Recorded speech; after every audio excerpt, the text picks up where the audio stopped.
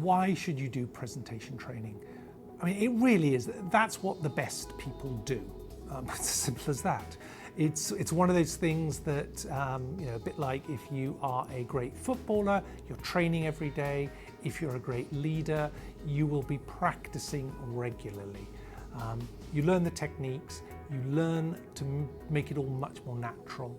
And if you do that, you're much more likely to be successful. I think everybody, no matter how accomplished they are as a communicator, benefits from working with somebody who's sympathetic to them, knows what it's like to be out there, but might want to experiment with try out different techniques.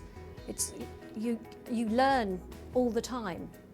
The benefits of presentation training are that you get practical, proven techniques that will help you to become a better presenter. We love working with people to transform their presentations, and the reason is it's such a satisfying job.